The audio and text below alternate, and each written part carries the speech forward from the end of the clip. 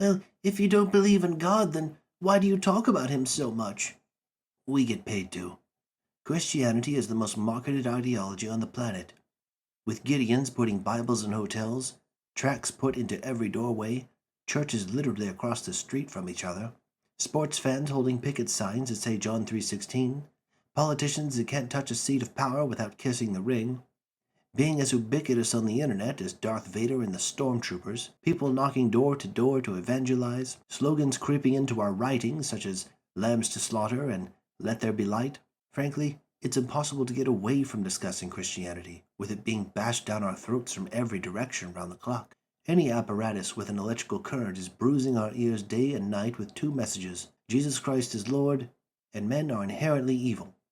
Their only redemption is wearing a chastity gauge, getting married, and giving the wife and her kids the credit card.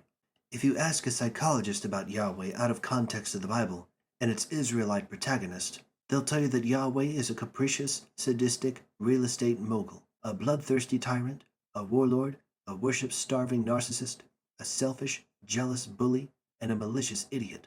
Unlike you, we read the Bible, and with Occam's razor we can clearly see it was written by warlords that wanted to satisfy the conscience of their Jewish barbarians in conquest after conquest after conquest.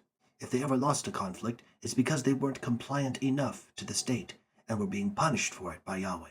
We talk about God so much because you are obsessively evangelizing for this monster.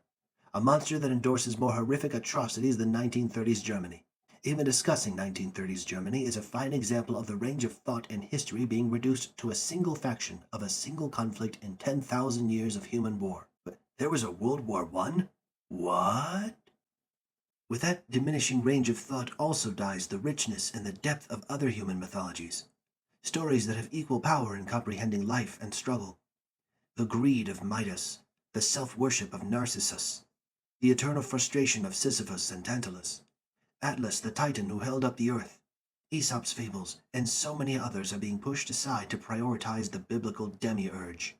But no, now every time there's four members of any team, they compulsively call themselves the Four Horsemen. Don't you often quote a book that warns of a new form of speaking and narrowing the range of thought?